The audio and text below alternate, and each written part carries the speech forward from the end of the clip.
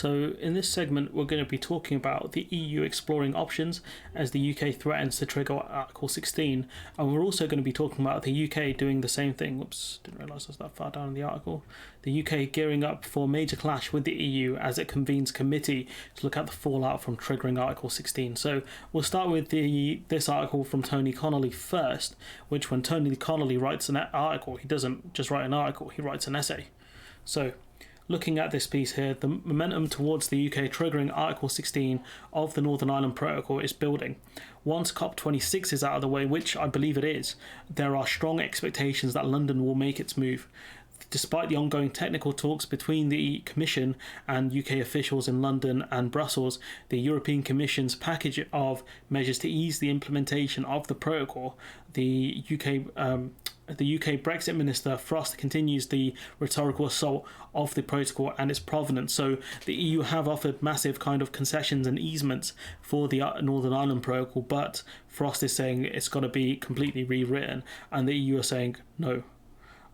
This week, the Financial Times reported that Downing Street was expanding its legal advice on triggering Article 16. So you can see why the EU are immediately doing this, because the Financial Times have good sources within the government.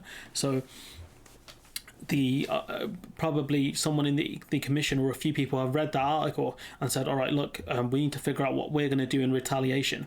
A lot of expectations is due to the statements of Frost and the very dismissive approach he takes to the efforts of the EU to try and find practical solutions to the implementations of the protocol, says one EU diplomat. And it's gotten to the point where Frost and Frost and Johnson have pushed Maros Sefcovic really to the edge, and you can see here the two faces of Frost. The UK keeps waving the threat of Article 16, and the more they talk about it, the more people are now beginning to believe them. So there's an air of inevitability about it. But let's not forget the government talked big about a no-deal Brexit, which never happened in the end. So this could be just tough talk. But if I were the EU, I'd say, look, enough of your threats. If you're going to do Article 16, let's go. That, of course, may be the strategy in order to extract more concessions, or Boris Johnson may not yet, in true fashion, have decided on which course of action to take: strike a deal which is the best deal going, which will be what the EU have offered, or trigger Article 16 and keep the instability and crisis to the fore. Let's not forget we have has been violence in Northern Ireland as a result of the actions of Boris Johnson and Brexit. Let's not forget that. The protocol has also been entangled in the fisheries row with France. Frost met the French Europe Minister Clement Bonneau, some French name, in Paris on Thursday to resolve a bitter row over licences for French vessels to fish in UK waters. Now, the UK has offered the licences, or some licences at least, which is a good sign to act in good faith, but Frost is saying we'll take a hard line and blah, blah, blah. The meeting itself appears to have been inconclusive, with contradictory briefings from both sides afterwards, the French saying they are looking to new proposals from the UK based on a revised methodology, said one diplomat briefed on the meeting, and the UK said there would be no revised methodology. So the French are saying they're looking for the UK to offer some sort of proposals, the UK saying go boil an egg. Frost raised the Northern Ireland Protocol, repeating the complaint that the UK's concerns were not being met in the technical talks with the Commission. Now, from what I've read and what from some certain articles and things that people have talking to businesses in Northern Ireland, they've said that the proposals Sefcovic has set out are the ones the businesses are looking for, things around easier imports of medicines, etc. So the EU are, by the looks of things, looking at how do we make the lives of people in Northern Ireland better, and the UK have said, no, that's not good enough, bro. Big Clement in turn said this was a matter for the UK and Brussels, but the French supported the Commission's position, according to a source briefed on the Paris meeting. So what the French are trying to do, which is fairly intelligent, is drag the EU into this dispute between predominantly the UK and France over fishing rights. But, that is a part of the TCA, which is a part of an agreement the UK had signed with the EU. So it's not just a beef between two kind of rival powers in a region. This is a debate between the UK and the EU, not just the UK and France. So as more, while there has been some progress on reducing customs formalities with Northern Ireland, the Commission is putting significant efforts into ensuring that whatever agreements emerge remain bespoke solutions for Northern Ireland, and that the UK won't see similar easements for GB trade going into the EU in general, so GB to France or GB to the Netherlands, for example, which the UK aren't really asking for, so that's not going to come as a surprise to anyone. The UK aren't going to ask for those sorts of easements.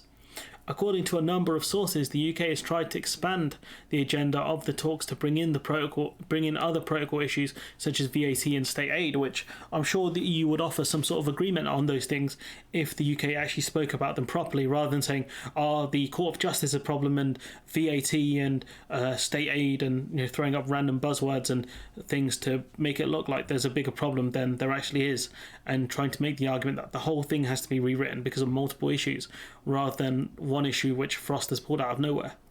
According to one EU source, British officials have repeatedly attempted to get the ECJ onto the agenda and to push it up to a higher political level, so that is discussed by Frost and Šefčovič, which, the EU are not going to get rid of the ECJ in an agreement.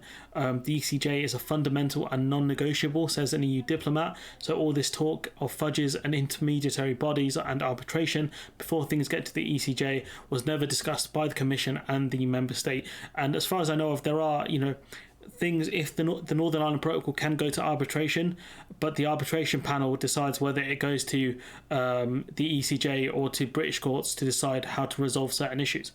Furthermore, the EU is insisting that wherever easements are agreed in implementing the protocol will be conditional. This is because the trust has sunk to such levels that member states will demand guarantees that the UK will first complete infrastructure at northern ports, including border control ports, even if the need for checks and controls is reduced significantly. So the EU are asking for the UK to actually uphold parts of the agreement and to set up the facilities to do border checks, which isn't a tall order, to be honest. There is the difficulty of making sure that whatever the UK signs up to, they don't end up paying lip service to it, which the UK has done for this entire year. Says the source, the Commission has presented member states with preconditions, including building the border post. If they ever need to start implementing some checks because there's an abuse of the system, those checks can be resumed, or if the UK starts importing beef from, say, Australia. Now, this article goes on for a while, as you can see from the sidebar. There's a lot to this article, which I'm not going to cover because not all of it's entirely relevant. If you want to read this article, I'll put it in the description. So if we actually look at the UK angle of this, which is the UK gearing up for a major clash with the EU because they want to trigger Article 16, which has triggered kind of the EU to look at, to wargame the situation, really, because that's what these are.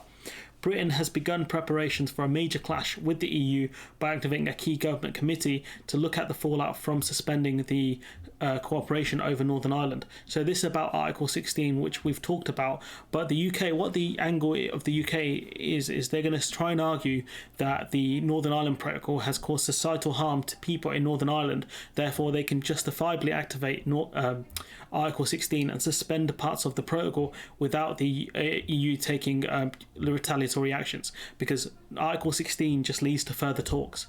And then from there, you might be able to suspend certain parts of the protocol. However, if you do that, it opens us up to retaliation from the EU. That's kind of what Article 16 is. It doesn't let you suspend parts of the protocol. It leads to more talks.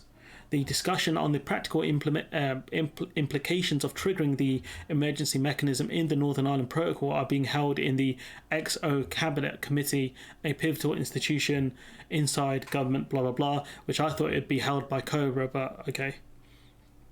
Amid deteriorating relations with France and other EU capitals, Sky News understands the issue of Article 16 readiness is back on the agenda for a meeting shortly. Now, this could be the UK's angle of getting further concessions out of the EU by saying, "Oh yeah, we're gonna start swinging and throwing out using Article 16." But again, it's not clear what the UK's endgame is here. You've got the Sinn Féin deputy leader, Michelle O'Neill, questioning whether the UK even wants to get the Northern Ireland Protocol to work. What is the end game here? She's questioning it, so am I. Separately, cabinet ministers have suggested it could come as soon as late November, so we're talking in the next 3 weeks, potentially after COP26, where the UK must work alongside the EU and US, so it'd be a very stupid time to add to further tensions. But this is still, this would still be hanging over the heads of all of these three sort of groups, really, because they all are aware of the situation. Frost has been holding meetings to minimise Tory opposition. In the event the government triggers Article 16, the message was trust us, said one president, trust us, bro. So what they're doing is trying to bypass Tory MPs to trigger Article 16. Let's not forget here that what do you call it? Frost is an unelected minister. No one elected Lord Frost to be Brexit minister, so it further shows how undemocratic his actions are. Cabinet ministers have told MPs that triggering Article 16 could come as early as November.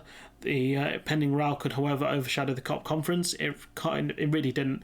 The EU also believes triggering Article 16 is now likely, with some senior figures suggesting the talks were ongoing into a ditch.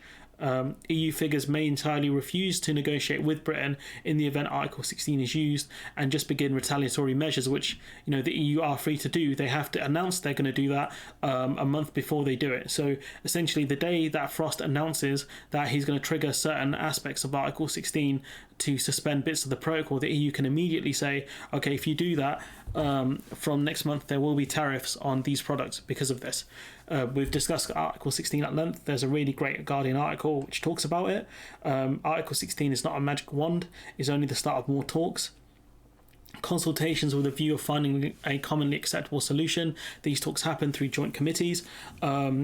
If either side disagrees on the unilateral safeguard action, they can retaliate with proportionate rebalancing measures. For example, the EU could hit British exports going into the EU with tariffs. That's what could happen here.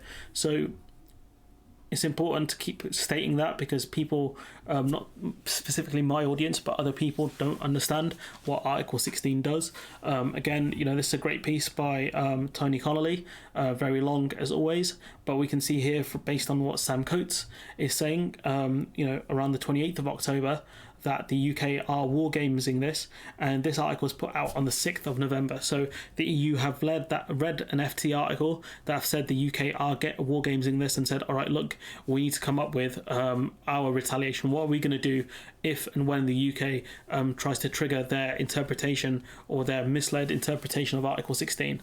So that's kind of the state of play right now. I'm going to leave it there. Let me know what you think in the comments below. Support the channel on Patreon if you can. I know this video is a lot more reading and a bit more rambly, but this Article 16 thing is very simple, but they've made it very confusing. By they, I mean the British media, but we can see both sides kind of wargaming the situation here, because it's going to kick off potentially in November. But we've been saying this for months now, and I don't want to be one of those kind of media hysteria people who are like, will the UK article, will the UK trigger Article 16? Question mark, exclamation mark. That's not what my channel's about. But yeah, I'm gonna leave it there. Let me know what you think in the comments below. Like, comment, share, subscribe, and hopefully I'll see you in the next one.